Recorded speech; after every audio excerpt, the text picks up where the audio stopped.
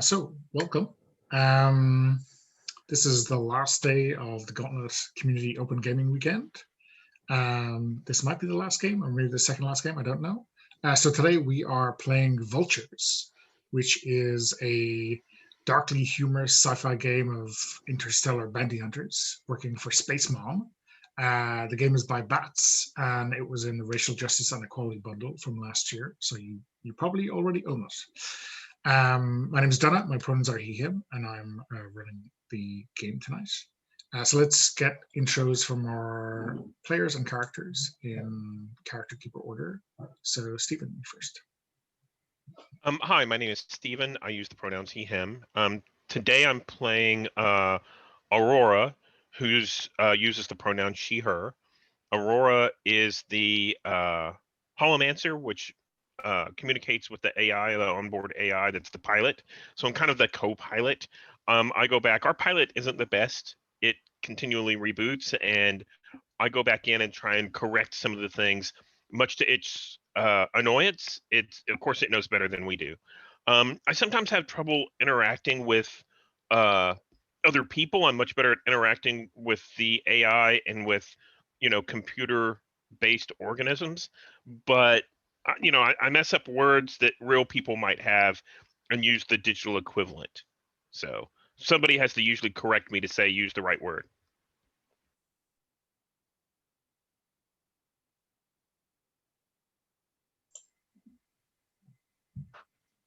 Hi there, I'm Mander, and I'm playing Sharon. Hi, I'm Sharon. I am a non-violent super soldier.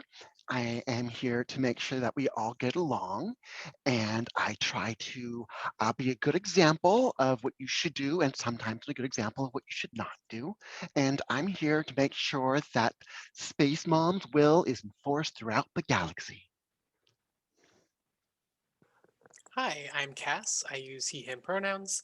I am playing Edison Freedom, a former walking, talking Tesla ad known as a muskrat. I was sold as ad space at a young age and acted as a recruiter during the Great Space Wars until I was freed thanks to Space Mom interceding in these awful, awful human problems. That's why I took on my name of Edison as rebellion against my former Tesla overlords. Um, on board the ship, I am our warp drive babysitter. I look after the warp drive to make sure it doesn't act squirrely and get away. Great. Yeah. So I think the show opens right looking at your splendid ship, the which you know as Papoose, but which is officially designated as Supernova. And let's get a sense of what the ship is like. Maybe let's add a detail or a pen picture of it in turn. So maybe let's get one from Aurora and what she thinks is most important about the ship and what it looks like to her. So I don't care too much about the actual innards of the ship, but the data part of the ship is fantastic. It's all shiny and bright from my perspective. What we see on camera is this like dimly lit, because our life support's so low, or this dimly lit, grimy kind of thing. I think that there are probably bots that come out and clean every once in a while, but they've been, you know, destroyed or damaged, so it's not as clean as it should be. And, things don't quite work right. Yeah.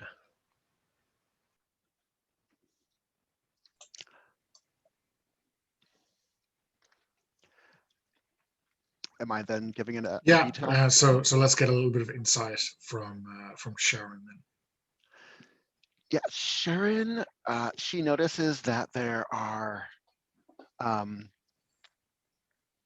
these weapon systems which are pretty offensive.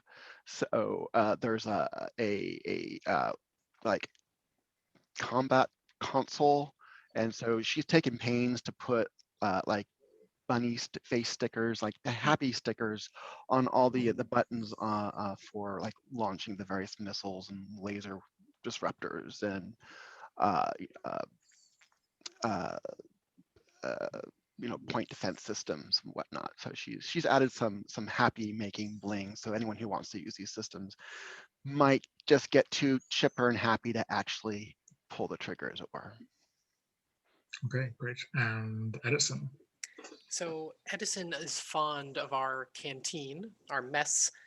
We have a very well-stocked fuel portion of the ship here on the Supernova.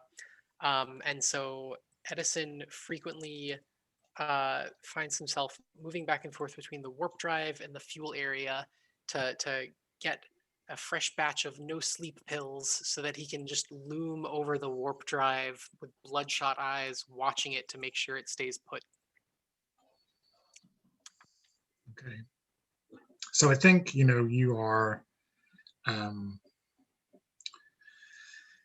doing a patrol or something like this, waiting for the inevitable bounty to come in. I think maybe it's like a handheld device, or maybe there's like a HUD over your eyes, where the information will just scan in from your AI, and so you kind of get the like matrix printer or dial-up sounds as those bounty details scroll down through the display. And as that's loading, your AI, whose name is Strategic Entity Protection Entity XP, but we call her Boots. Her chipper voice comes into your ear holes. Hello, crew. I hope you're doing well today. Space Mom is about to alert us to a new mission. Are you excited? Yahoo! Yay! More peace in the galaxy through violent and non-violent means. I'm so excited, Strategic Protection Entity XP. Well, I'm so glad, Edison. How about you, Aurora? Do you need to up your happy pill quotient today? Oh, that's right. I forgot to take them. Let me take them now. What would I ever do without you? Well, it's my pleasure. I would hate for you to be not happy. So I take some pills, of course, and then I can't wait to get started on whatever Space Mom has for us. Me too. Me too. I feel like this is another day when we make the galaxy safer for everyone, except the people who want to make it not safe. So you get the details of your bounty through, and I've rolled on the table, so this is what we get. There is a mech pilot who works with the Dark Sun Hate Squad, and they are pawning old licenses.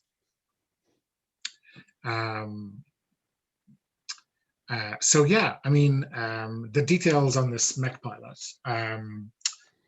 His name is Matt Has, and the Dark Sun Hate Squad are known to hang out in the Feinster 4 system. And I think, you've probably heard of this system. I think it's a little bit notorious. It's like a graveyard of old mechs and spaceships. And I think it is, a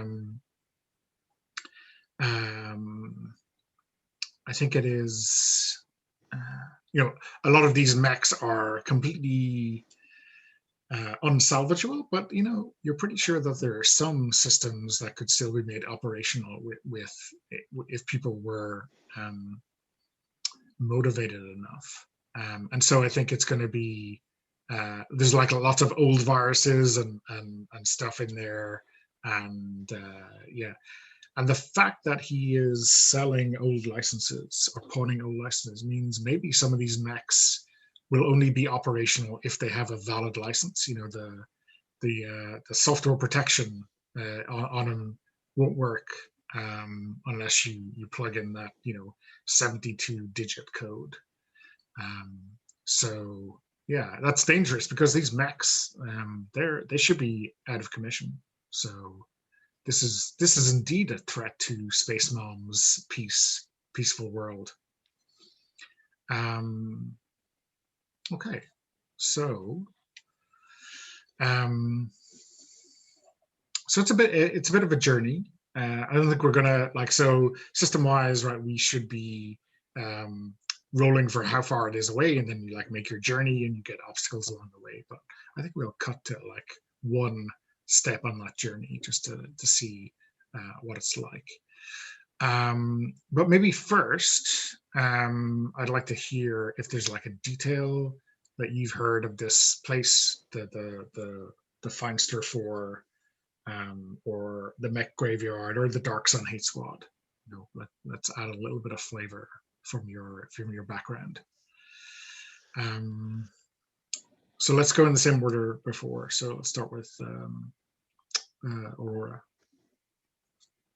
So I think the Dark Sun Hate Squad has killed, well, decommissioned, as Space Mom has told us, in the papers, that basically in the news feeds, that basically they have decommissioned previous bounty hunters. So they're well known to keep track of how many of these bounty hunters they've evaded. Okay. Yeah. Yeah. Go ahead. I think they got their name as being the Dark Sun Hate Squad because they have some stealth technology that is most effective when they approach from having a star behind them to further mask their presence. Cool. Nice. So I've heard that out of all these mechs and ships in this graveyard, people have been looking for a sleeper ship with people from the before times still in suspended animation in it.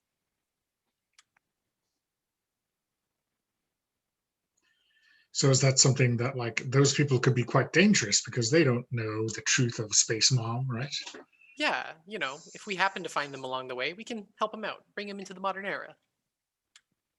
Okay, cool. So, so when traveling from one place to the next, each crew member has to make a check for their crew position. And if the majority succeed, so 2 or 3 of you, then the party arrives at your destination. Each position has a failure penalty for failing the check. So yeah, there might be some stuff going on. So we have, remind me, so we have a co-pilot, the starporter, and the warp drive babysitter. So I have a feeling that let's start with the starporter, right? Because sure, and just to be clear, the name of the group is called the Dark Sun Hate Squad. Is that right? Yeah. And what's the name of the system? The system is the Feinster 4 system. Feinster 4. Yeah. That makes sense. Yeah. So the Feinster. So I'm going to give a detail about. Yeah, absolutely. Yeah. Yeah. So the Feinster 4 system actually used to be a system that had a star and 4 notable planets about it. However, the Feinster force, yeah. What happened, however, is a rather large, small planetoid really passed through the system not so long ago, disrupted the orbits of the planets, and now when the planets is basically deorbiting, is no longer part of the system. It's basically the balance has been messed up such that one of the planets has left the system. and in fact, they've all been kind of disheveled. There's really just one planet left that's actually still on an elliptical orbit now, circling the star. And my character understands this is basically like the Feinster Four were like a boy band, and then this other like bad influence came in and made them break up, and there's only one band member remaining. But that's like the main band members, like the face, the lead singer, basically the band is still there. So we still call it the Feinster Four system. Great. So let's make a roll. So in the roll with me, you want to be rolling a d20, and you're looking for 11 plus, and then you get to add. you get to add +1 if your background comes into it, +2 for a skill, and then +5 if you want to kind of look at relying on one of your relationships.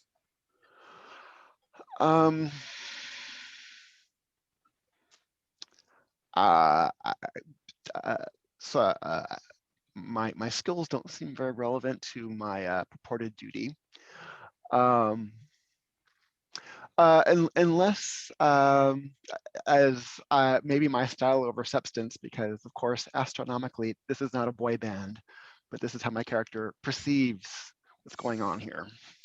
So like in terms of the kind of style over substance, could this be like you there's like updated calculations for this based on the fact that the system has been disrupted, but you still treat it as if it's like a fully fledged for celestial body system I or see it. something like that.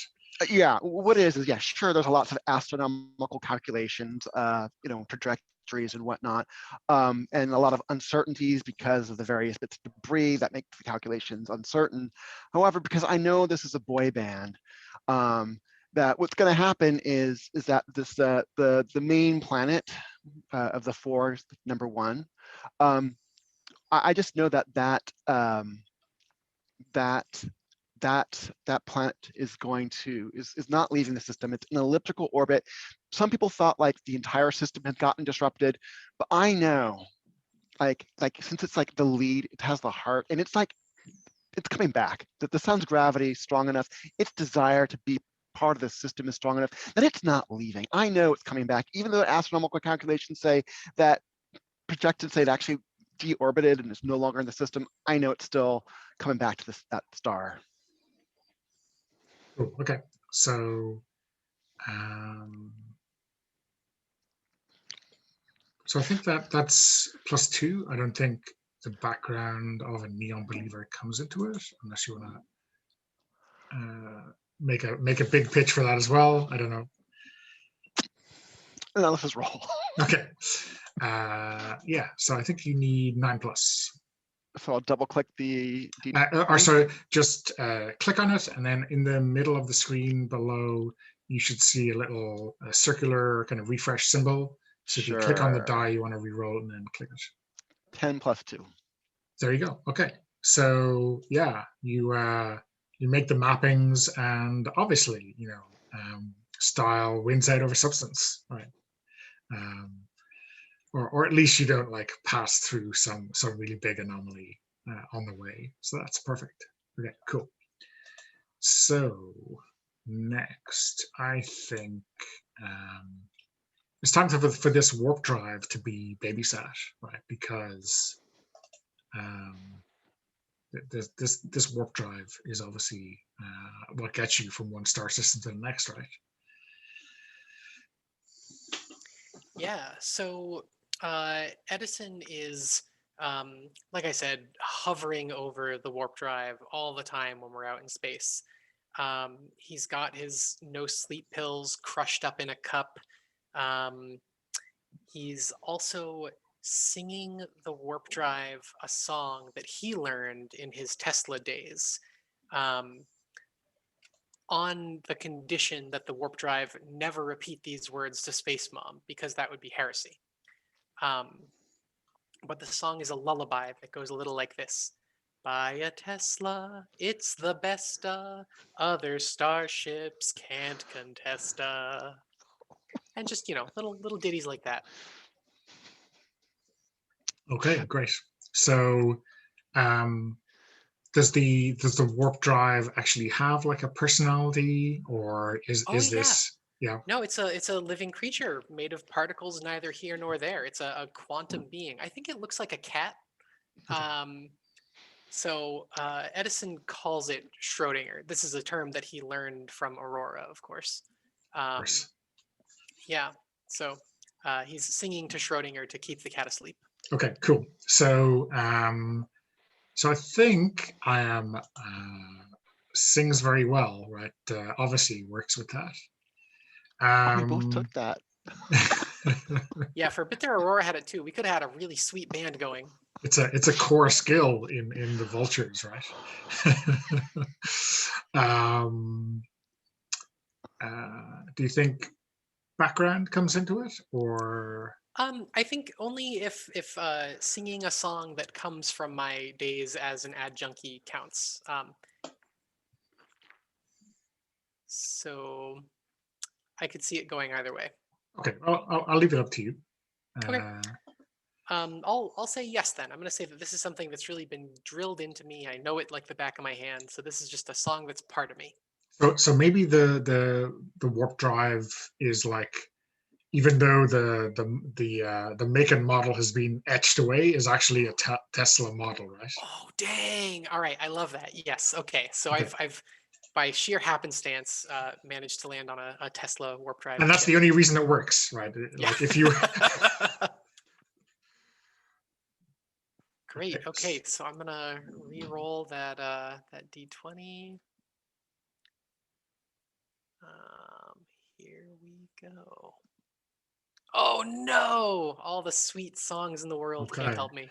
So that was a miss, and on a failure, the warp drive and the engines take 1 harm, right? So I'm gonna. So that means like the number is reduced. So the warp drive goes down to a D10, and the engines both go down to D6. Okay, cool. So why don't you describe like the grating and maybe the howls of protest from the engines as they need to make up the slack from the draining power in the warp drive.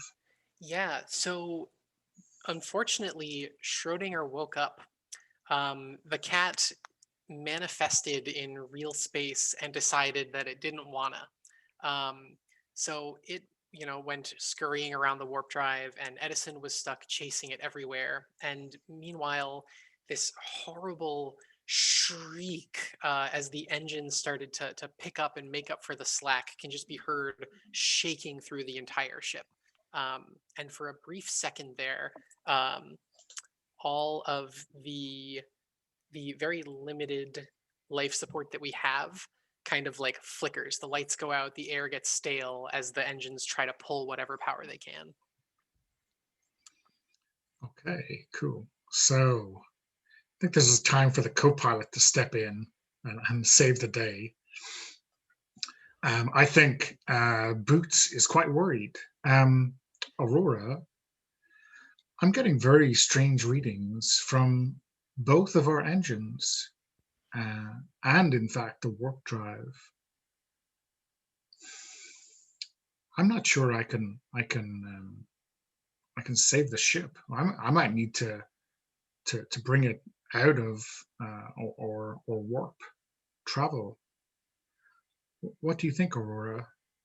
Well, if you do that too early, then it would make all of us fleshy sick. So of course you can't do that. We need to stay inside as much as possible, inside the warp. And I think that, well, look, if you maybe if you go this direction instead of the planned direction, maybe it's a little bit longer, but maybe the engines can still eke it out because they're not under as much strain. Let's try that. What do you think? Well, I think I'll need your help, Aurora, because I don't think I've ever heard that noise, or I say heard that noise, but I guess your influence is really rubbing off on me. Right, My right. sensors are all showing red. Yeah. You probably haven't heard that, felt that same thing from a ship, but I've been on many ships and they've been through worse things than this. So you'll be able to do it, Boots. I mean, I think Boots objects to the nickname Boots. And I think Boots corrects me and says my proper nickname is Specs, Spex, right? And says no, Specs. Oh, I'm sorry. You're right, Specs. That's right. Okay, go ahead. Thank you, So Aurora. Take the controls and let's do this together, as Space Mom intended. okay. So I'm gonna roll the yellow d20 that's out there. Nope. Is that a d20? Yeah, those are d20s. Yeah. Okay. So I guess you're piloting many ships, right? Yes. Okay, And my background should also apply, so that's a +3. that is +3. Okay. So let me re-roll that. And I got an 11. Because I just looked. What will happen if we miss this roll? Oh, the AI and the life support take 1 harm. The AI is already at minimal levels, so that could have been disastrously fun. What happens if it goes below D4 then? I mean, I don't know. I think it would have to reboot, right? Right. So why don't you describe how that works out for you and you enter the system, the Find Star Force system? Yeah, so I think that what happens is as we start this curve around in the different direction where I was pointing out, that's whenever Boots, of course, goes down and has to reboot.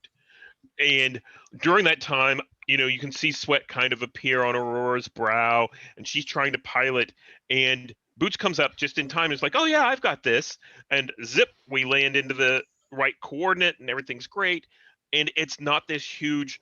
I've been on ships that whenever they come out of warp, you feel really sick, and there's this jarring moment. But this was real smooth, and I credit it to the fact that the reboot just happened and cleaned everything up. I think Boots works a little bit better right after a reboot. Perfect. So, and how close do you think we are to the kind of mech graveyard that we described initially? So I think that we originally had planned on coming in slowly, and depending on our big powerful engines to get us there. And basically we would come in at a distance, but I think we've cut that distance in half. So we're not far out where we would absolutely not be noticed, but there's like a 50-50 chance that we would be noticed as we were coming in. Okay, cool.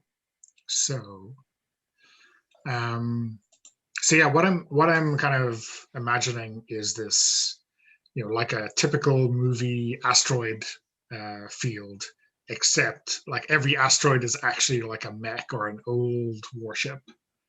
So we have like this just out to the, well, not horizon obviously, but out as far as your sensors can go, field of powered down, almost destroyed, or virtually intact mecha or warships.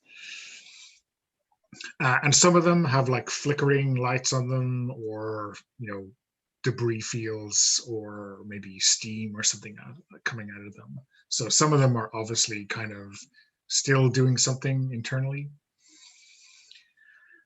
And this is, I think you can kind of maybe Boots sets like a danger protocol, and there is quite a lot of sensor readings going all over the place. There's quite a lot of how we put it, requests to like make some kind of Bluetooth connection or whatever with you. Right? Well, any mech or warship that's still online is now reaching out to you to say to get a virtual handshake with you. That seems like a bad idea, right?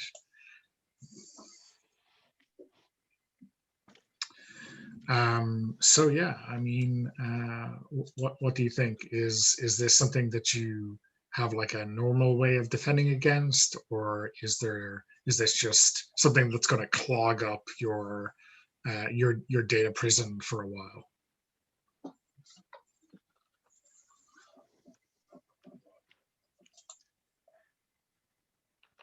Are you asking that to? Um, let's start with Aurora because I think this is her kind of area of expertise. But then, Sure. So I think Aurora, says, well, we all need to work together to do this. So of course, I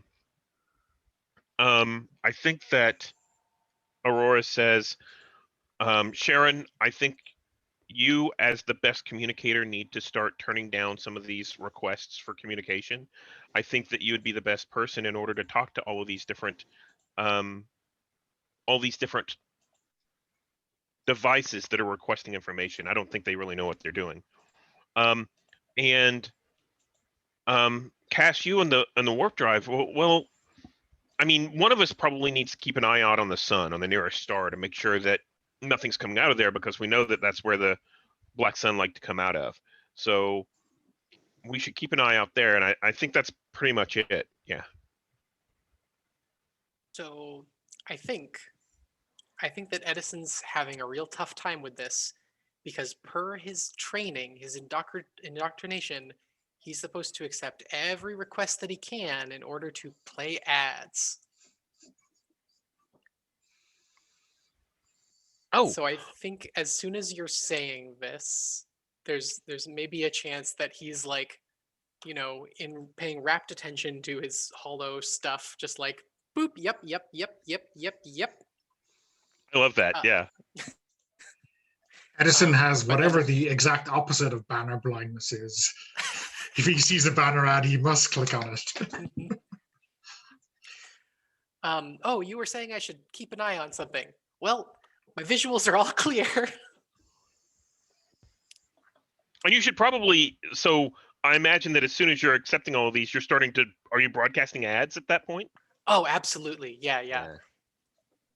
I think that at this point, maybe Space Mom has like gotten a sense of how this programming happened and has like replaced some of those Tesla ads with Space Mom hegemony ads.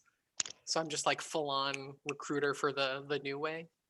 I like the fact that I think there's some of those jingles have been redone for Space Mom, but some of them, like the in-between ones, literally just have, instead of the word Tesla, they've gone over in Space Mom. So it'll sing for a little bit, Space Mom. Nice. Yeah, I love that. So you're broadcasting advertisements to every request that we get. Yeah. Yeah. And I think I'm keeping my eyes out on the sun, trying to make sure that nothing comes up, because everybody else is doing a great job. So I think we're good. Okay. Can my character run some calculations to see if there's like some way to get all the mech warriors to like hold hands to like start like a circle? So yeah, what's the signal that you're sending them? To try to Space Mom wants you to make love, not war, or whatever the message is. Yeah. Oh yeah. Using yes. As machines designed for war, you need to battle bad feelings. You need to fight to be the happiest you can be with your fellow enemies and compatriots. Let's hold hands and start a circle and share our feelings. So I think that's a good chance for a skill check. I'm not sure if this is never hurts anyone or this kind of message. Yeah. Sure. Yeah. Let's go with that. I'll roll a d20. 20 plus 2. That works. That works. And I think in the corner of the space field, two of these mechs, these gigantic war machines that are, maybe you can see the lightings start up, and like you can see maybe the particle projection cannon coils start to hum into life, but then like the two hands of these adjacent mechs just reach out to hold on to each other, and there's like a touching moment between these two war machines. Can I add to the fiction that there are just two disembodied arms from enemy mechs that come together, and just the arms themselves are now floating around holding hands? Oh yeah, cool, yeah.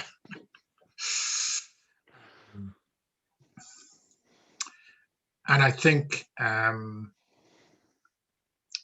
you see a little, not quite a shuttle, but maybe like a tug, some kind of like maintenance, kind of the equivalent of a forklift for moving between the war machines, like jet off from some other one over towards these two malfunctioning mecha.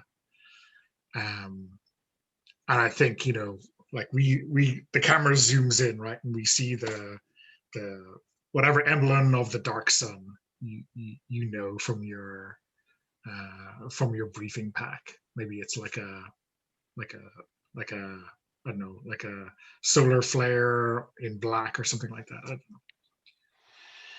Oh, they're coming to turn themselves in. Wonderful.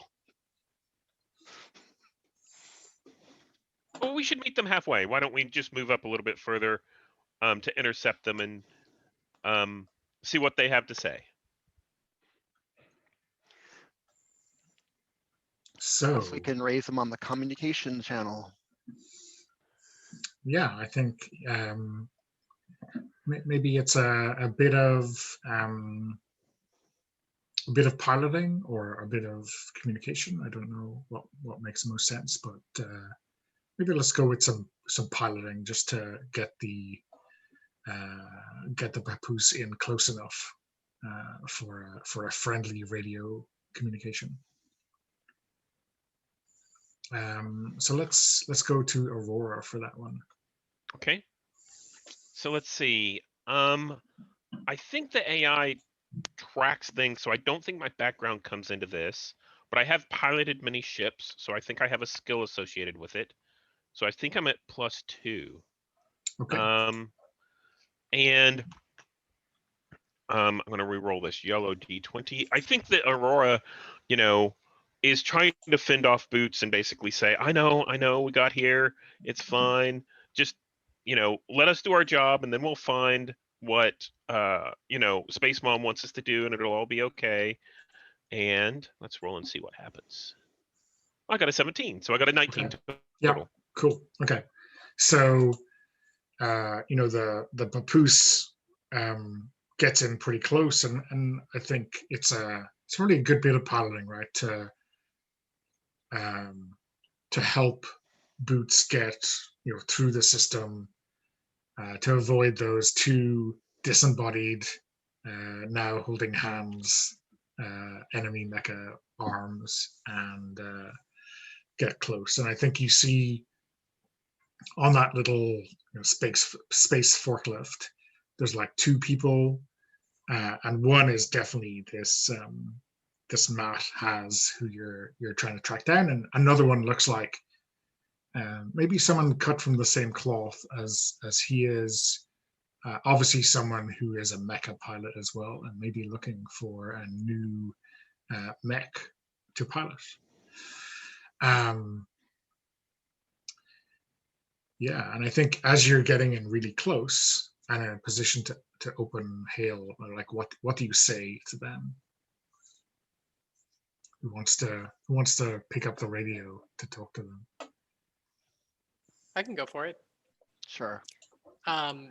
So as we're getting into hailing distance, Matt and his fellow forklift operator hear their audio equipment crackle and hiss, And then a voice saying, "Hey, pals, it seems like you've discovered some working contraband mechs. You should back away from those. Space Mom won't be happy."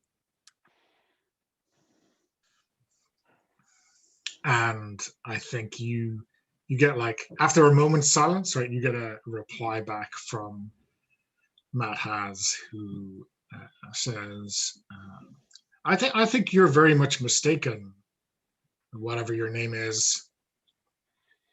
I have a valid license for this mech, and it's been signed off by Space Mom herself. This is obviously not true, right? But you know, it sounds like he doesn't believe he's saying it himself, right? But you know, it's vaguely, it might work. It might work against someone else. Edison does look back and forth between the other two and says, "Does Space Mom do those?" I don't know what Space Mom actually does. So I talked to Boots and I'm like, does Space Mom give out licenses to people? Oh, never. Oh, okay. Well, you know, Boots said, and I used the wrong word.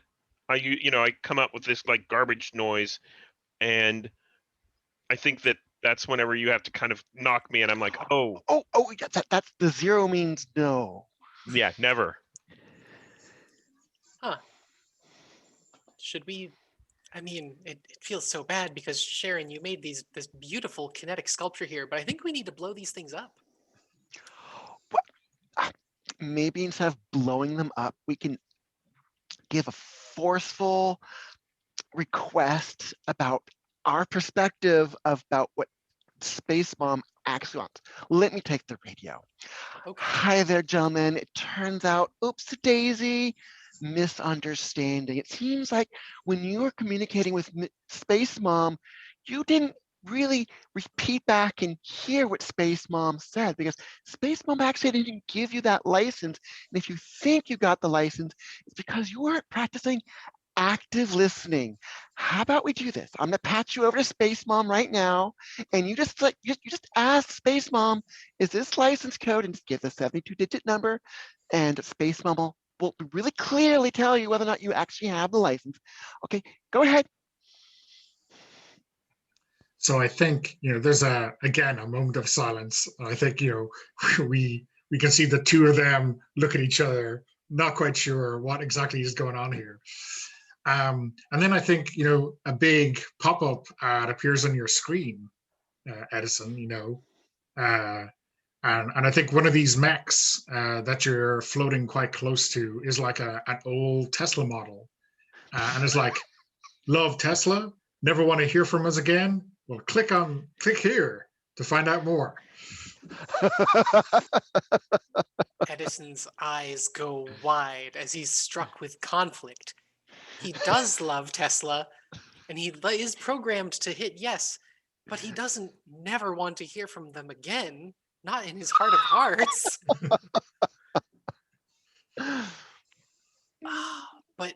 But the programming overrides it. He clicks the button.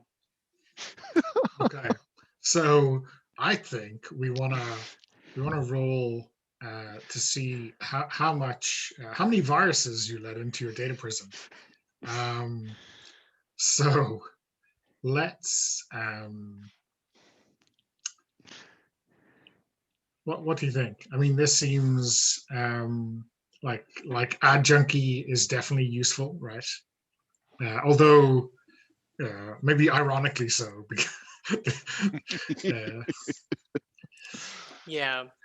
If anything, it's the I'm prepared to brace myself for what any ad brings because I know the insipid nature of them. I don't think any other skills particularly help out here.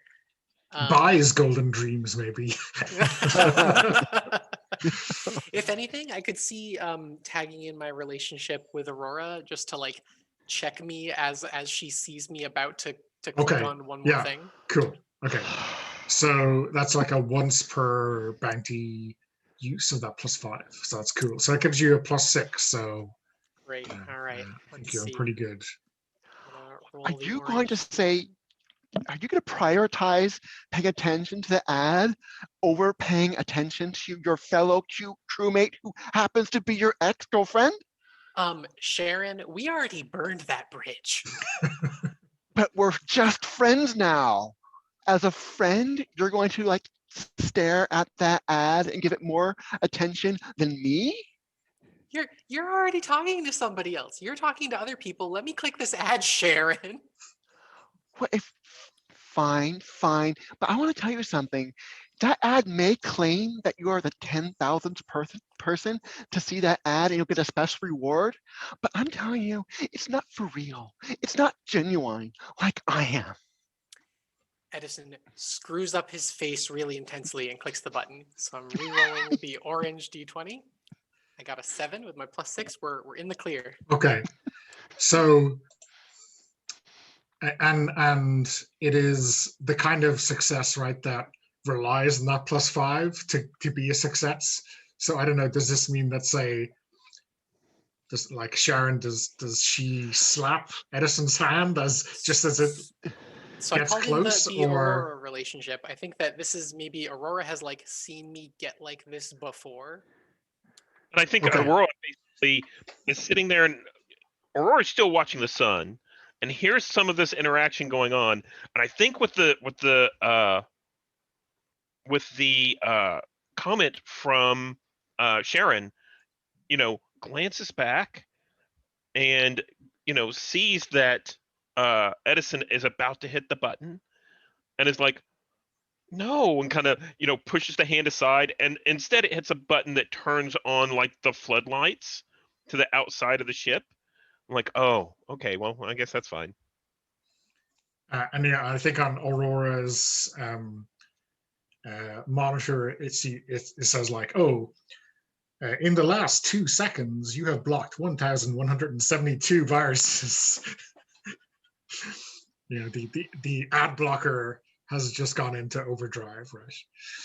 And I think the really bright spotlights kind of blind the dark sun operatives, and I think they might even veer off course, try to avoid it, and maybe they like land badly inside the mecha.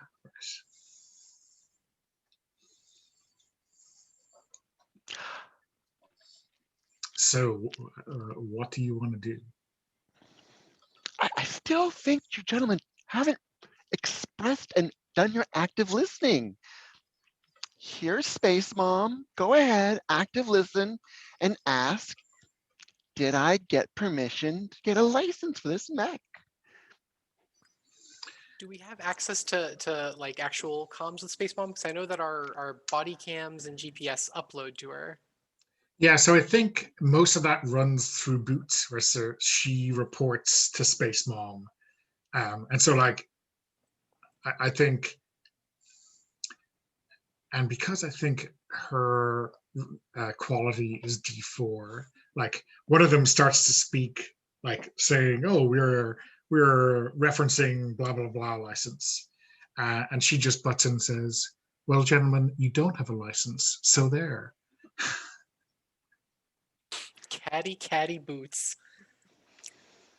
Well, if they're lying to Boots, I mean Specs, and operating with a faulty license, it sounds like we probably ought to, bring them in.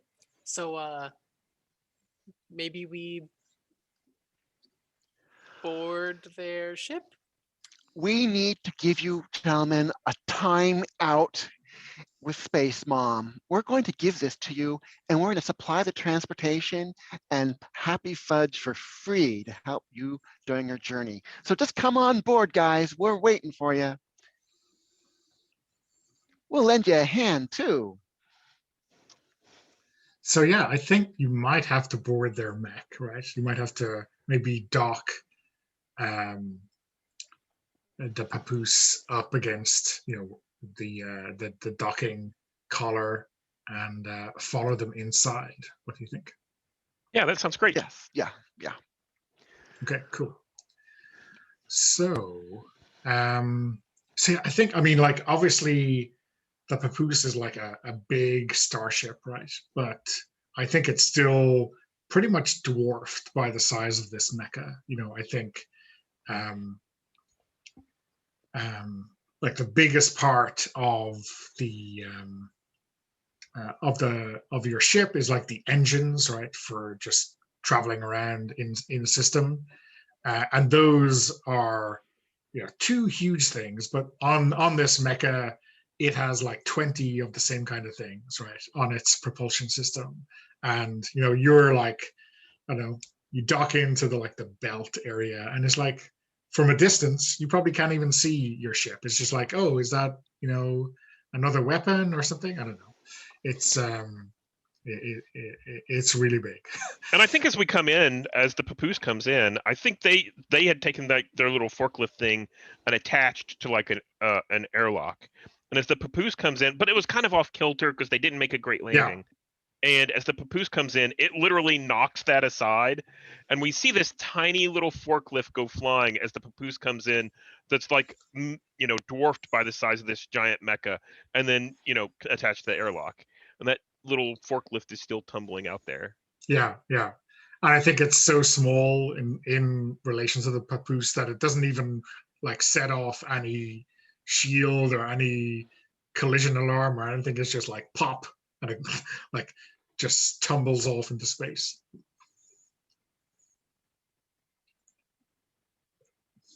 So yeah, have any of you like been inside a mecha before? What do you imagine it's like? My character's been inside a non-violent mecha. It's one that's equipped with lots of like flowers, and like just like their weapon systems are basically to make you feel good. Warm cups of tea, like all sorts of accoutrement to facilitate group talking. So it sounds like all we need to do is find the environmental controls and turn on the happy smell, right? And then everybody will be happy to come with us, right? I mean, Can't see how this could go wrong. yeah, I mean, that sounds perfect to me. And I think it's been here a while, so I think the corridors of the access panels are all grimy and dirty and whatever else.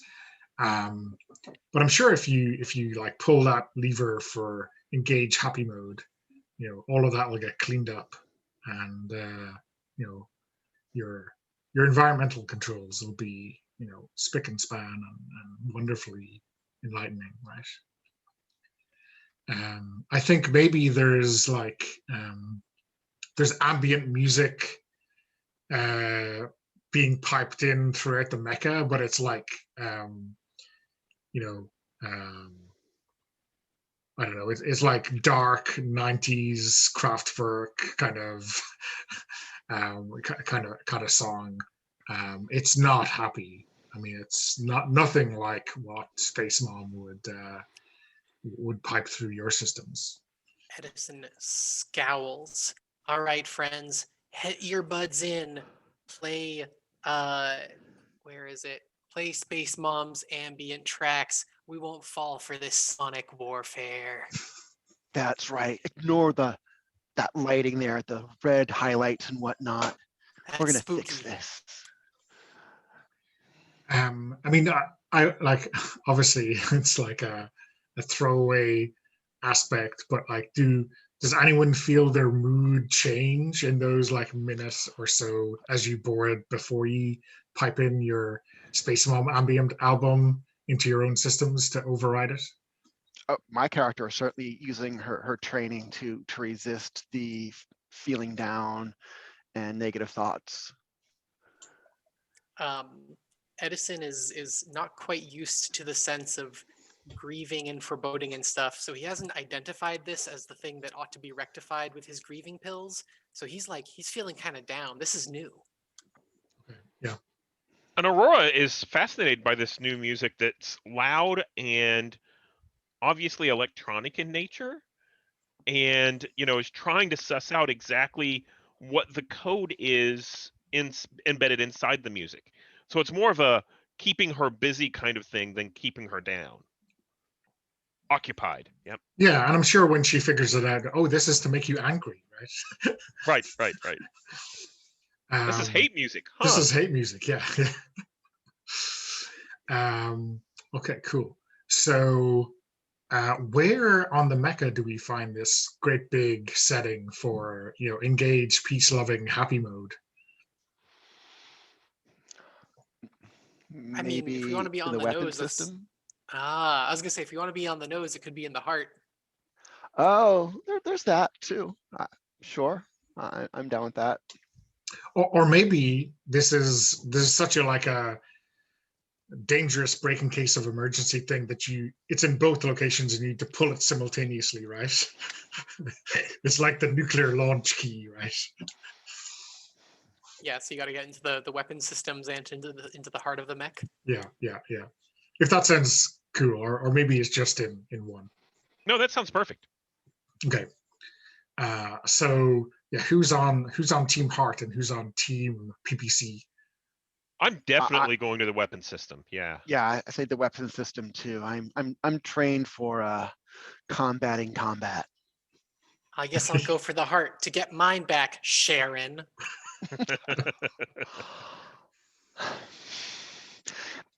That wasn't a friendly thing to say. I'm sorry. Friends forever. It's Friends, okay. friends. It wasn't you, it was me. And I think Boots is obviously, completely with you on this trip. And she says, now, Edison, I think you might need to take some grieving pills to keep the bad feels away. We care about you, and maybe you're not ready to be on the same crew as Sharon. Maybe you made a mistake when you decided you were ready. Does my character hear this? Oh, I think so, yeah. What? Edison is good enough, smart enough, and gosh darn it, I think even AI should like him. Edison looks chastened and takes his grieving pills for the first time ever. Okay, so let's cut to the weapons side of things. So Aurora and Sharon, right, are making their way to the weapons system. Okay. So I imagine this is like like not the weapon itself, but like the control systems, or maybe the maintenance center for all the weapons or the targeting systems, right? I think it's the control system, like the control center, and other people are actually out there working the actual guns and loading the ammo and that kind of stuff. This is the heart of where the control center is to turn power on and off to it. Okay, yeah. And yeah, there's a lot of safeguards here, right? Because this is really really important. But maybe it's like, oh, if you're here, obviously you must be qualified and authorized and all that kind of stuff. So maybe it's like a simple control to get in.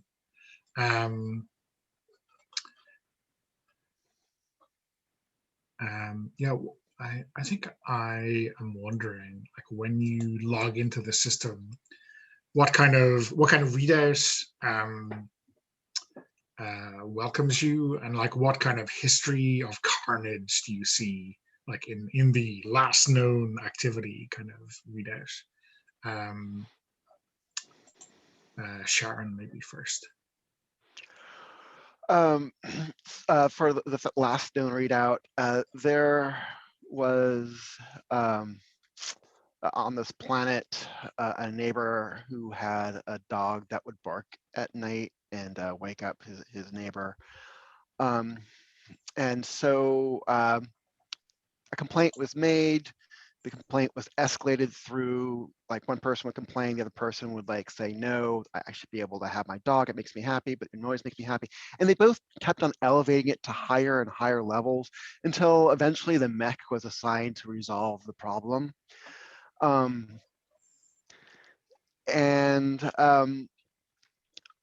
What it did is it was able to use a force field to protect the dog, but then like basically annihilated the rest of the planet. That was the solution it came up with. Yeah.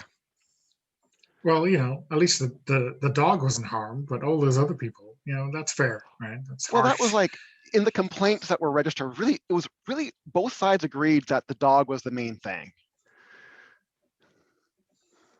Okay. And Aurora, is there any other detail you want to add to like the setup, or maybe like the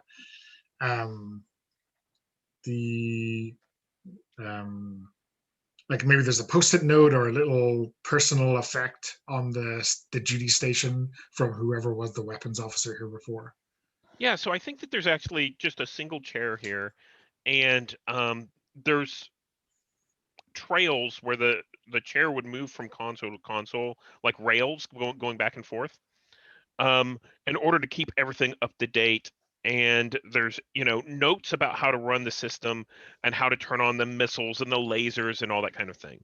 But there's no notes anywhere here about where the happy smell, the happy injection stuff comes from. And looking through the manual, I think that this is actually not, this is like a last resort kind of thing, sort of like a what's self-destruct kind of mechanism, which is why there's two different areas. It's supposed to make everybody happy again, so the mecha will stop rampaging. And it's not in any of those sections, consoles where there are rails. You actually have to get up out of the chair and move over to like an area, and it's underneath a table, and you have to start. So I think, the instructions for how to get to this button are actually underneath, this table, and there's like a key that we have to switch. Yeah. Okay, cool. Yeah, so let's switch over to Edison. When we say the heart of the mech, like what do you see here? So I'm imagining, given that our fuel reserves do contain star blood, I think that this mech probably has a beating heart that pumps star blood around. And it's within a larger chest cavity chamber with like catwalks and things and menacing glowing lights and the like. And so up on one of these catwalks that rings the heart, there are some control panels that include the happy switch in this portion. Okay, and like, what does that switch do? Does it like inject something else into the heart, or Oh like, yeah. what's There's the a whole mechanism? array. There's a whole array of like various tubes and syringes and things that can be added to the heart to augment the star blood. Okay, so um, yeah, I think on the count of three, push the button or turn the key or whatever it is. I think this might be something to get one roll on. I don't know if that makes sense. I don't want to make it too difficult um, by multiplying the rolls. So whoever thinks they're most qualified to enact this strange protocol on this ancient mech, let me know and we'll work out the odds. Maybe as part of the protocol, we both have to sing a happy song to. I was precisely.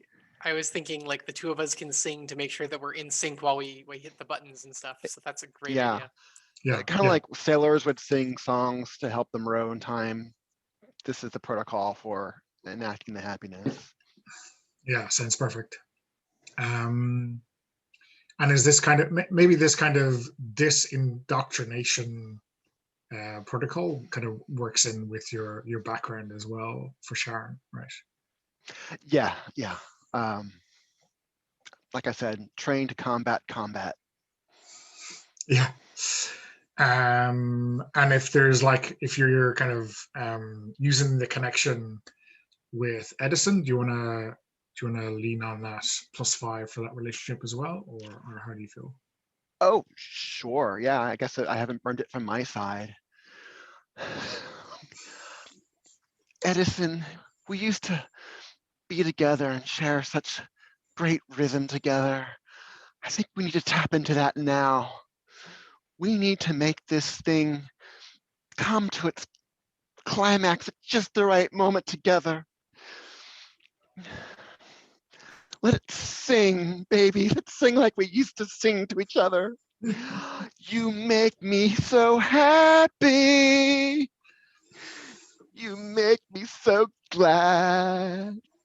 You make me forget anything that ever made me feel sad. Go on, you know the rest. I wrote myself some fun lyrics, but I can't do this one off the top of my head. But yes, Edison sings Go along. for it. Oh, if you want to sing your lyrics now, I'm happy to have a change of beat. Okay, cool. So yeah, I think you're rolling with +8, right? Which is pretty substantial. Okay. I'll roll plus 8. Here we go. 2. Oh my god, not substantial enough. I mean, I didn't say the magic words. Don't roll a 1 or a 2, but it happened anyway. Okay, wow. So my voice cracks. I forget the words. I think about when we broke up and how it hurt me for real. Yeah, so I don't know whether this is some kind of disjointedness between the two of you, or just was not meant to be. Maybe it But starts out sweet, but then I think about the times and like how we broke up. I start like, it goes into, and not caring what I say. No, no, no, no, no. Just going the opposite direction. yeah, or maybe those grieving pills that Edison took for the first time are really affecting his ability to tap into the old relationship you had. Yeah. Unfortunately, they also constrict my my vocal cords a little bit, so my range is all wrong. Okay, cool. So so yeah, I think what happens is that you under that console hidden away in the weapon center, you turn the key, and in the heart, you punch the giant syringe that pushes the strange fluid into the heart. But for some reason, maybe the system is corrupt, or that fluid was past its best before date, or something like that, and actually the mecha goes into like full warmonger mode. It's not. It's a cruel machine of war in its very nature, and now you've just ramped it up to the next level, which is the genocidal hate machine. Yeah, like maybe the rhythm got messed up, and so it's being made happy to kill. Yeah. Okay, so how? I'm wondering, like, when does it become obvious to you that this is happening, that everything has gone wrong? Aurora, what do you notice on the consoles? Oh, I think immediately what happens is we hear screams inside, from the audio of someone that was here, and the mecha itself is kind of defending its internals from people. So I think that we hear screams from people who were here, and then, I think the sit panel kind of turns red, and maybe there's like bots that are coming out, like internal defense bots. Yeah, so the environmental systems are, there's an intruder alert, right? And you see the red klaxon, or the red lights go off and the klaxons sound and everything sounds, like that relatively harmful electronic music has ramped up to the next level as well. So it's, we're now going full death metal or whatever. So yeah, the kind of cleaning bots have been put into kill mode. Purge invaders, right? And anyone who doesn't have a license to be aboard is now going to be purged. So yeah, that would be you. So so Sharon, you see one of these bots come out of like a maintenance hatch above the weapons station. Is this like a spidery bot or like a room, like a Roomba or something like this with what in the Robo Wars Matrix? What kind of killer robot is it? You're muted. Sorry. Yeah, you're muted, Manor. We can't hear you. Yeah, you're still muted.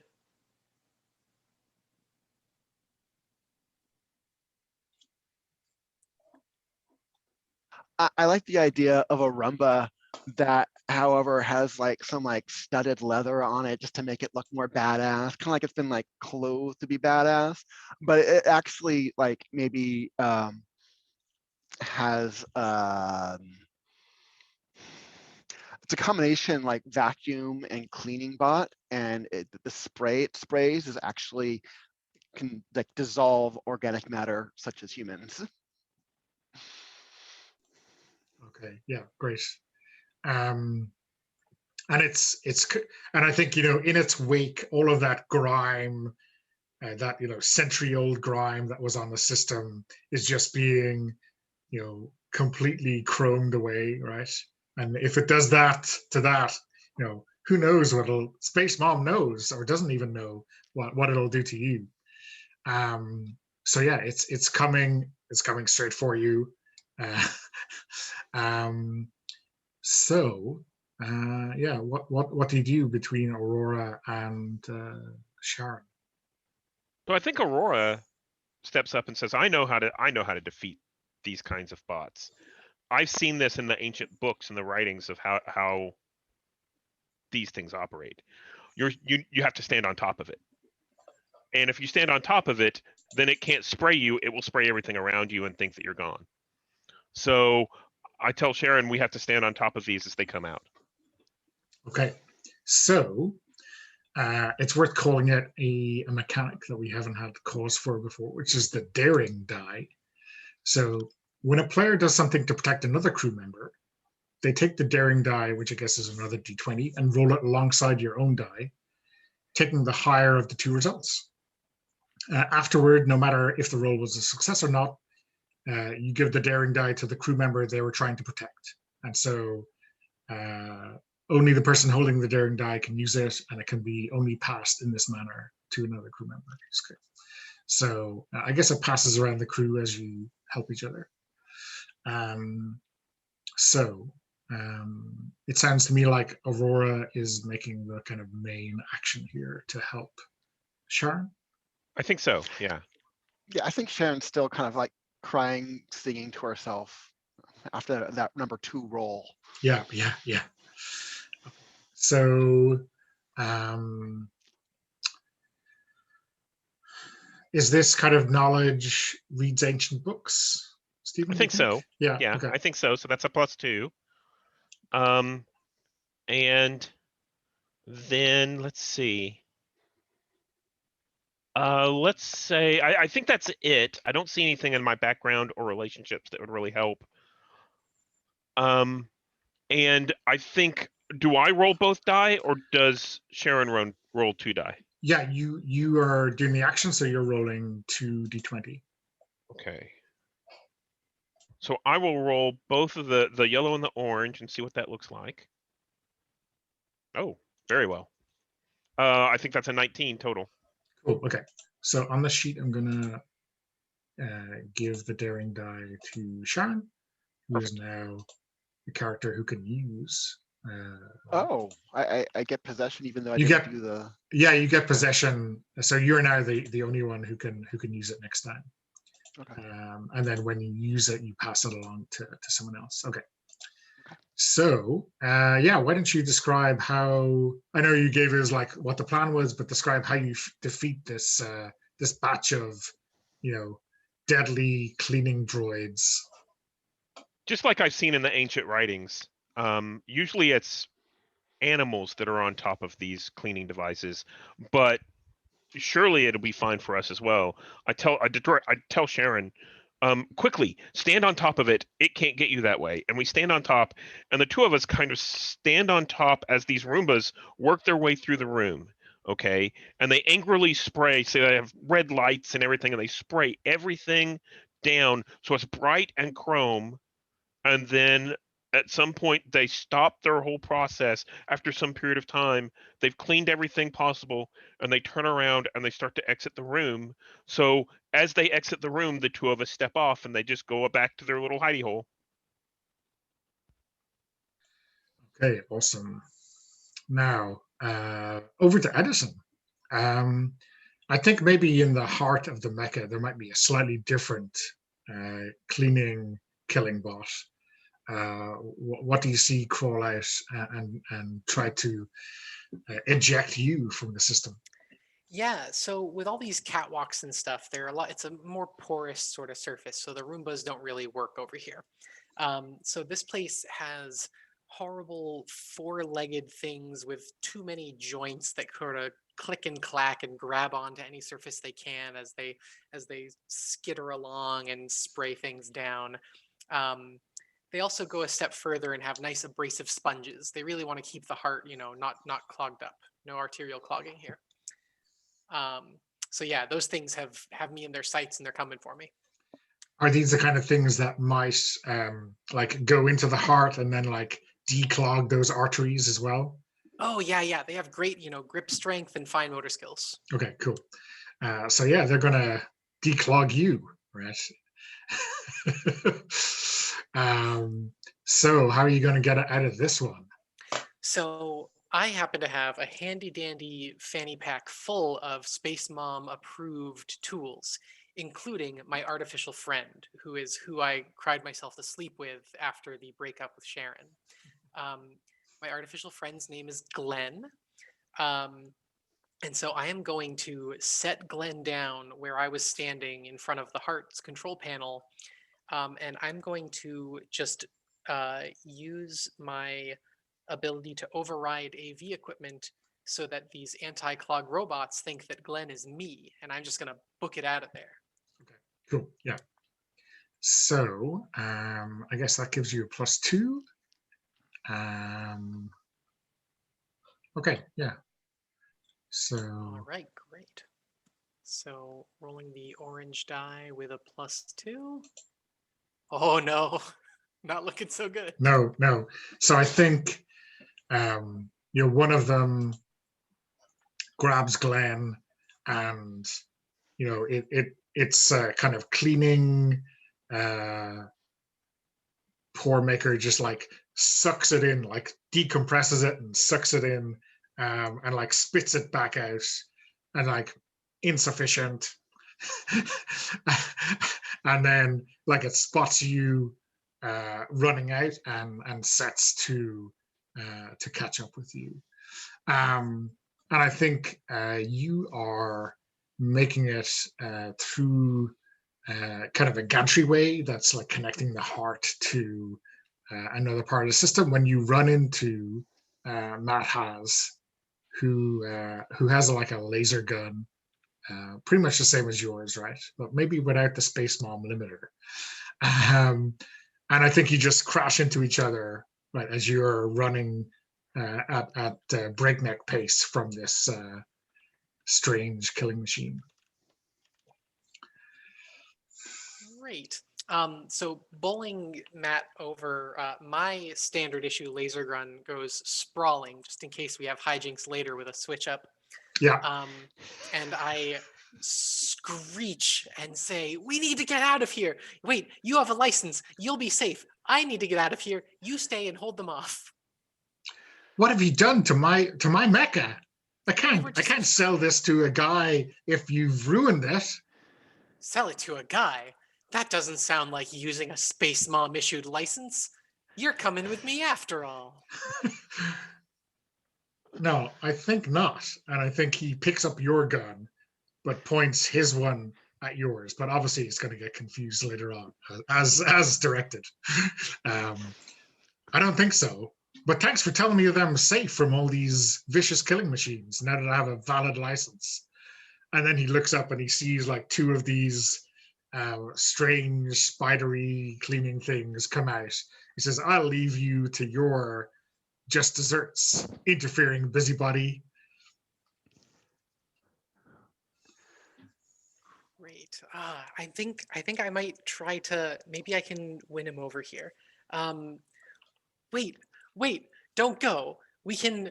Ooh, I think I might commit some heresy here. Um, we don't need to bring you into Space Mom. Just get me off of here. We can get to our to your ship. It's still at the airlock. I'm sure that we can have you get out of here and to safety and your pals and your mercenary friends. And if we can get me onto my ship, I can take off and leave my friends behind, and we can just go our separate ways. I never saw you.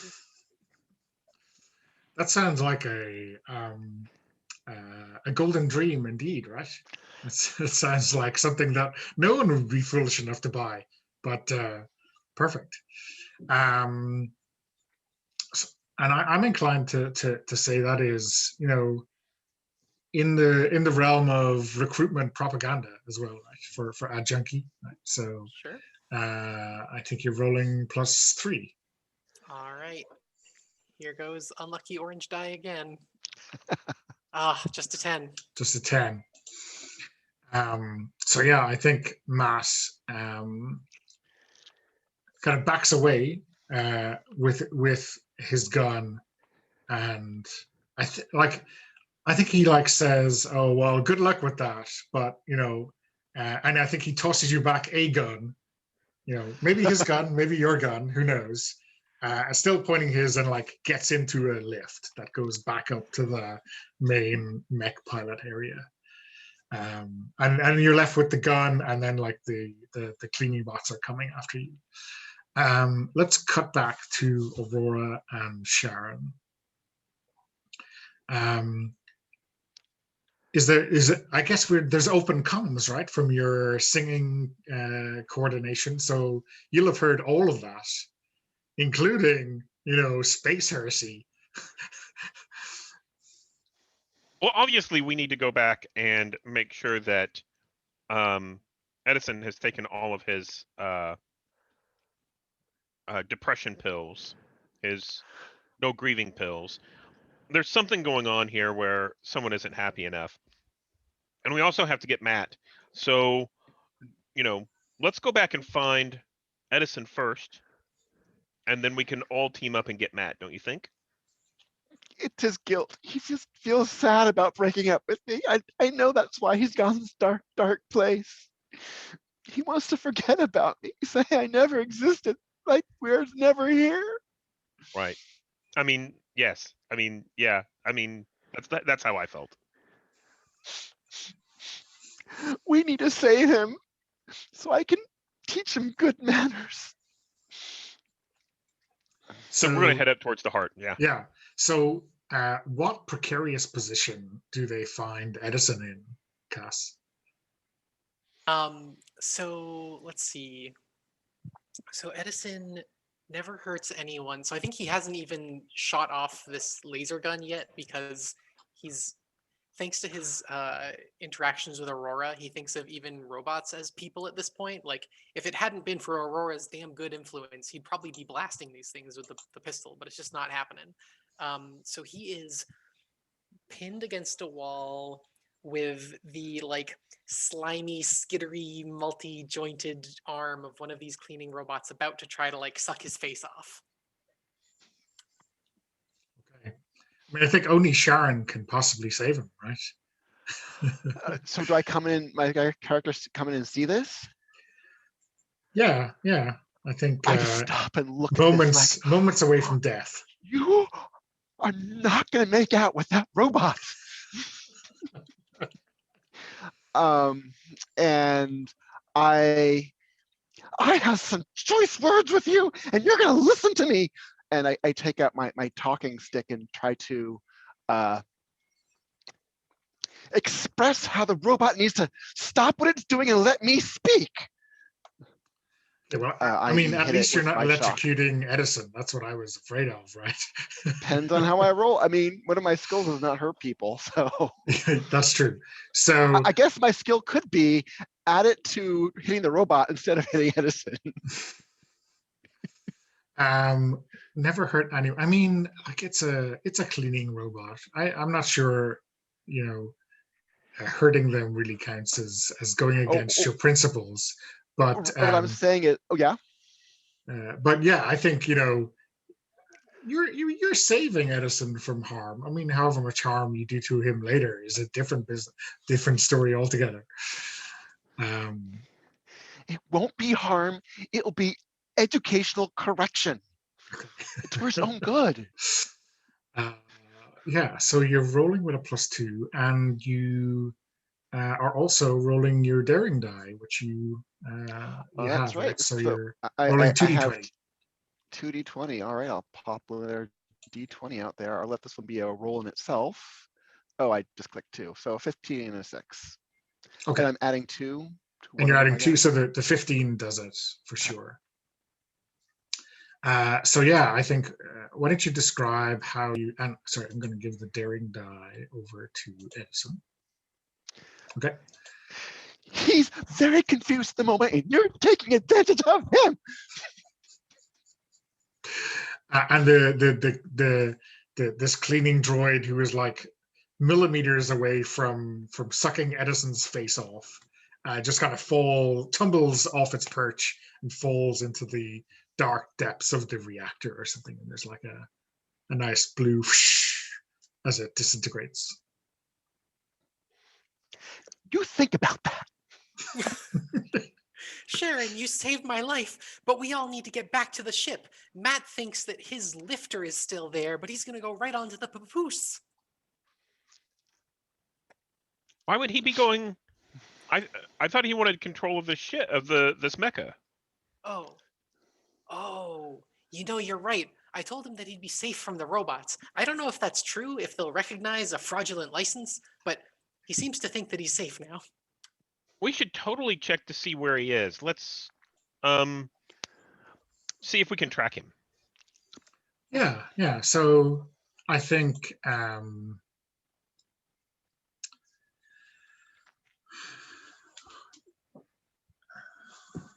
so I think maybe no, you know what? I think Boots will say, Aurora, I was about to do a check, but I noticed that someone who is not one of my crew has just come aboard. Great. He very closely resembles the description I have in my database for one Matt has.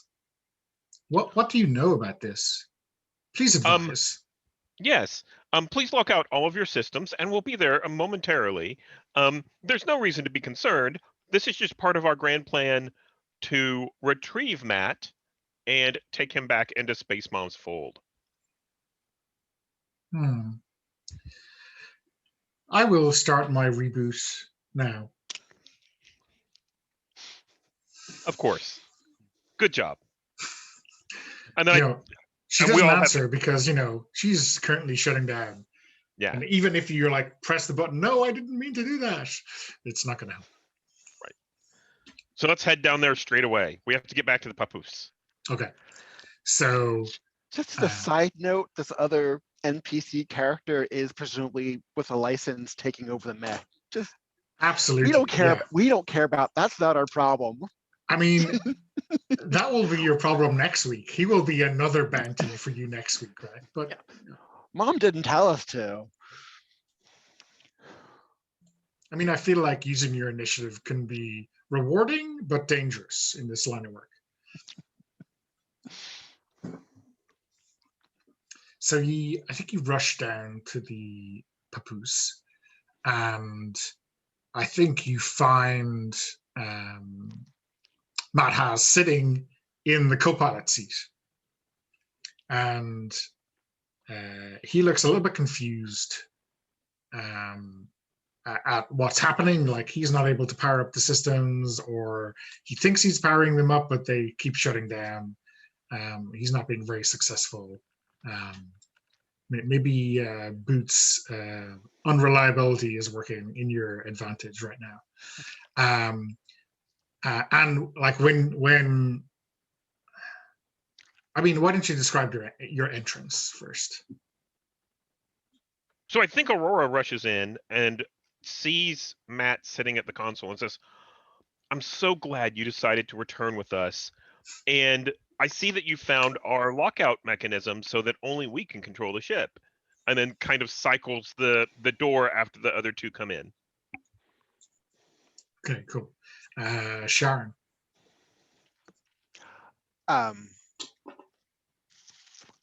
Sharon will just say, "I'm so happy that you decided to talk it out. Good job. I'm gonna give you a chocolate milk." And how about Edison? Edison, last onto the scene, screams, "They killed Glenn, and you left me to die! Ah!" And pulls out the unknown blaster pistol and is going to try to zap this chump. And, by and large, that would be fine, right? Because it's set to low power and has a limiter built in to stop it from causing real damage. I think Sharon is best placed as a character to recognize that this is a laser pistol set to kill, right?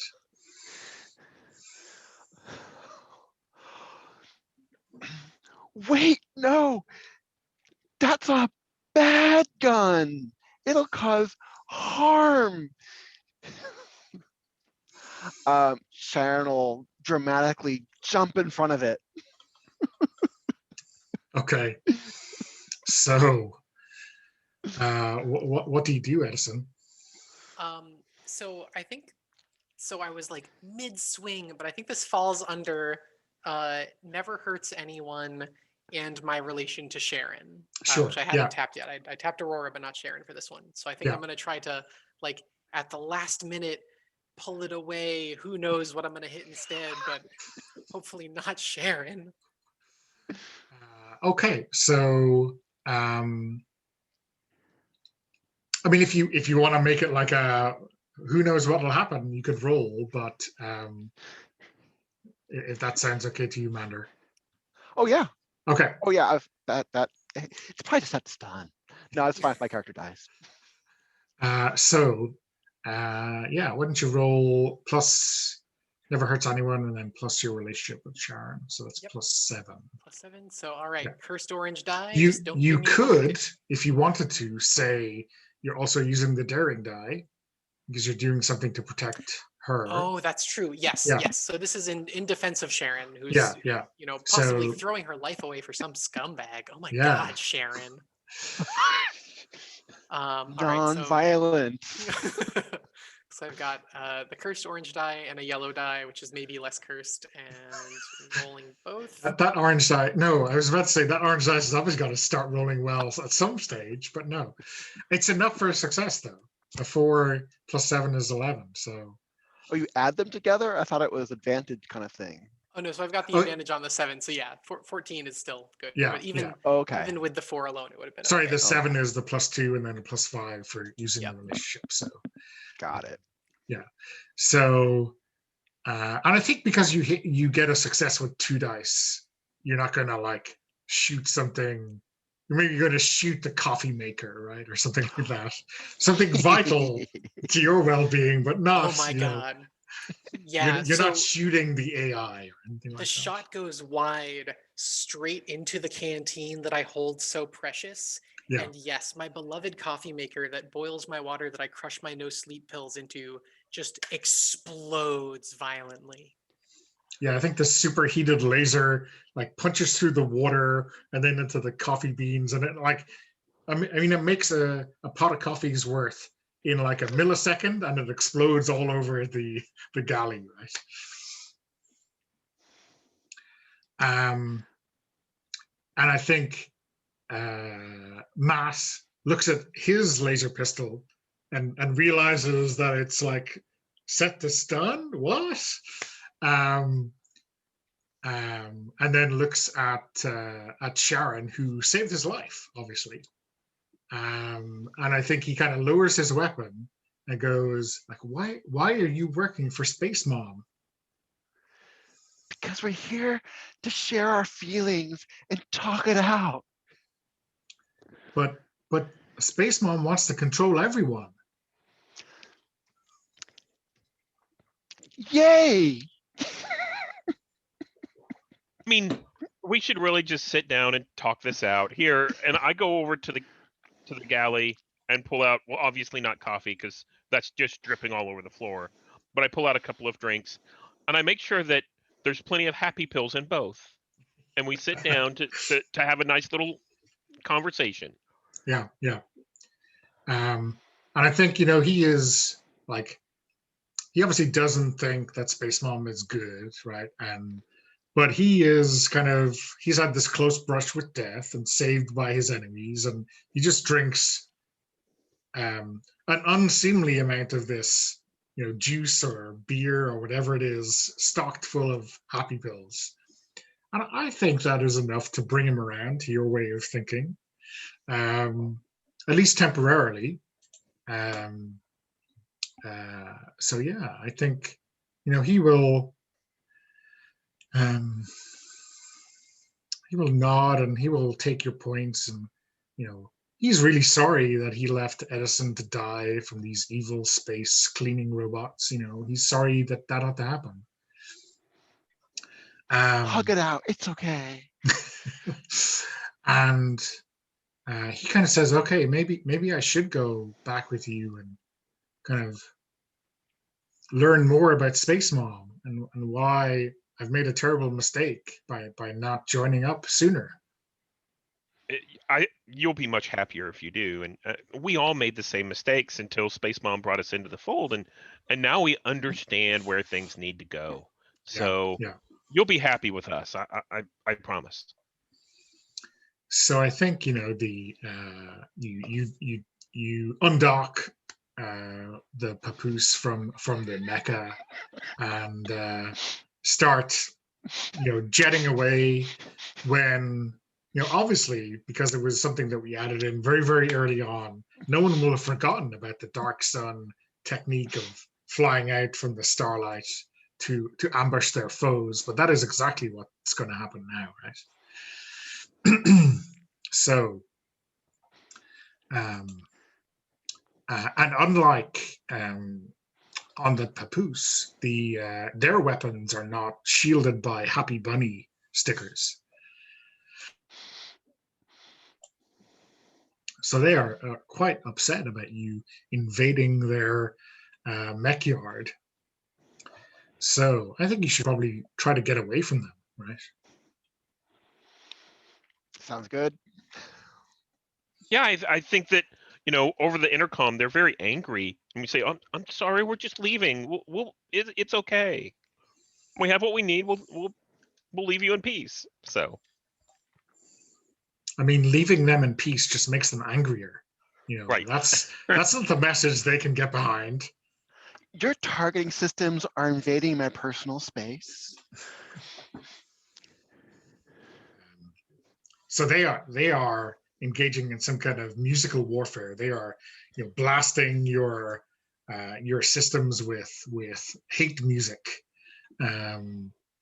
and other dastardly sounds that make you squint and irk you to the core. Even the high amounts of happy pills you've just recently imbibed are barely battling this off. I think I'm going to try to override that to just have Space Mom's ambient soundtrack on full blast, the way that things were intended to be. Okay, yeah.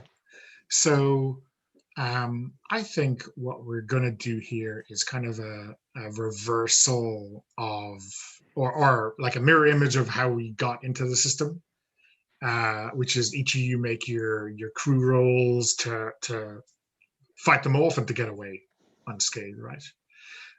So I think let's start with your anti pop-up hate music ad routine.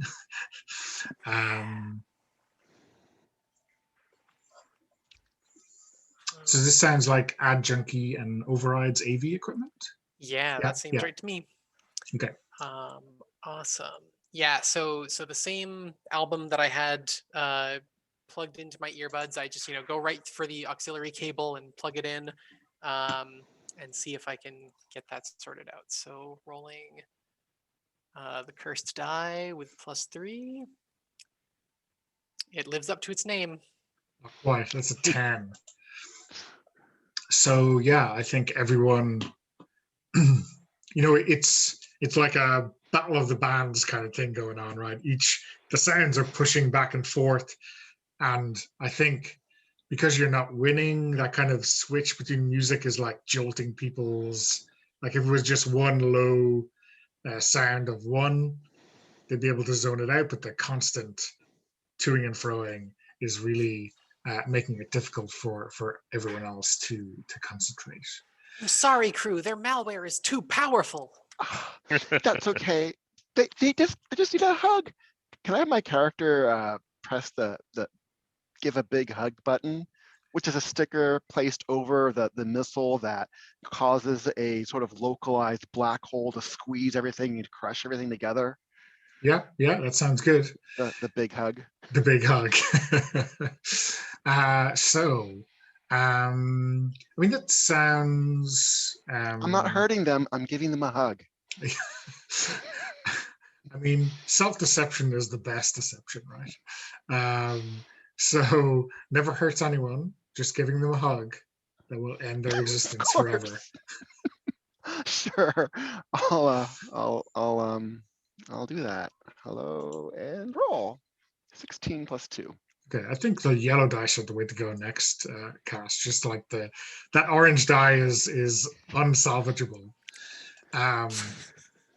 Okay, so this, why don't you describe how this weapon works? What we see from their point of view.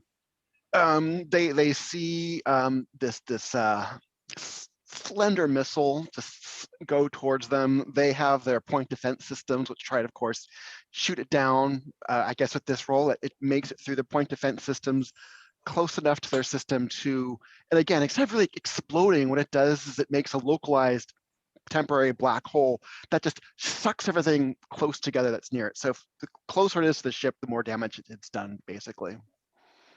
Cool. And there's like a bit of neutron star, basically a little grain of sand used to be all the matter that it sucked in.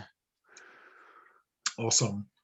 And I think maybe for Aurora, maybe they've, just before this black hole missile got fired at them, they've fired a few of their own pieces of ordnance at you. And so either you have to kind of outmaneuver them or, communicate with the AIs controlling those self-guided missiles to try to convince them not to hurt you.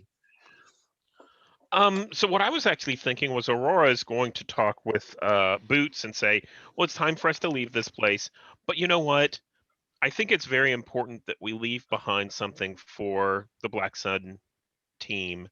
And why don't we dump part of our fuel here so that there's something that will make them feel better about their missiles hitting. Okay. And I think that so I think that ties me into I don't want the Black Sun pirates to feel bad, And I normally wouldn't think about that because I'm used to dealing with AIs that don't feel bad. Well, they say they do, but they don't really. But I think I'm going to tie that in with, understanding flesh people again and keeping me grounded with Edison's, advice about how to deal with that. So how does that sound? Yeah, sounds cool. Okay. So I think that's translating AI to fleshy speak as a skill and my relationship with Edison. So I think Okay. that's plus Yeah, 7. yeah, sounds good. So I'm going to roll the 16 die. And I rolled a 12. Okay, So cool. yay. Yeah. So why don't you describe how that goes down? And Yeah, so I think that what we see is all these glowing blue containers kind of drop out of the papoose. And, they're relatively small, but they come back, and then we see the papoose kind of start to stretch out longer as it enters warp, and it gets longer and longer, and then the back end catches up, and that's about the time that the missiles all hit these glowing blue squares containers, and they all start to explode, and the missiles around them explode, and then we're just sailing off into nothingness. It's all great. And I think we see this huge amount of destruction left behind with the explosion from the fuel and the black hole and the ships that are there. And then, as we exit that system, we're all kind of in a happy place on a safe ship. But I think we see all this destruction behind us. And then there's those two mech hands that are kind of floating through space holding hands. yeah, perfect. So I think that's the end of the mission. Let's have a closing scene of maybe like either handing over Matt has to whoever takes your bounties, or maybe afterwards like winding down or whatever from Ichi, or maybe a bit of like free play. Maybe let's do free play and then an epilogue for everyone, if that works. For Matt, I'll be like, when you talk to mom, you just need to say you're sorry and that you've learned your lesson, and she won't atomize you. It's really, the great thing about the homogeny or homogeny, I like to have like a variety of ways of saying it, is that we're all the same when you get down to it. Basic atom size things. Whether you're atomized or not, you're just still being you. And I think the next time we see Aurora, she's really upset. And she's actually taken the destroyed coffee maker off to the memorial service, because it's sad that, it got destroyed while we were going. I mean, it was an accident, I understand. And I think there's a little memorial service, and we see a couple of robots and maybe a couple of other holomancers show up, and they say a few binary words, and then the uh, coffee maker is atomized, and then we come back to the ship, and Aurora's just sad. And then I guess with Sharon, she'd be like, now that the coffee maker's passed away, if you feel like there's a hole in your heart, you want to come back to me, I'm always waiting. And I think that I like the idea that Aurora then says something in binary that's kind of unintelligible, that you don't know what to make of it. Nice. You're such a mystery. It's so exciting. Perfect. So Edison, I think we get a little cut over to him in the warp drive with Schrodinger, and he pulls out the laser pistol and passes it towards this cat that keeps phasing in and out of existence and says, "Buddy, I need you to hold on to something for me." Okay, perfect. Anyone else want to add anything for a closing scene or vignette? Otherwise, I think we're good. All right. Okay, cool. I'll stop recording and then we can do some stars and wishes and debrief. Thanks for watching.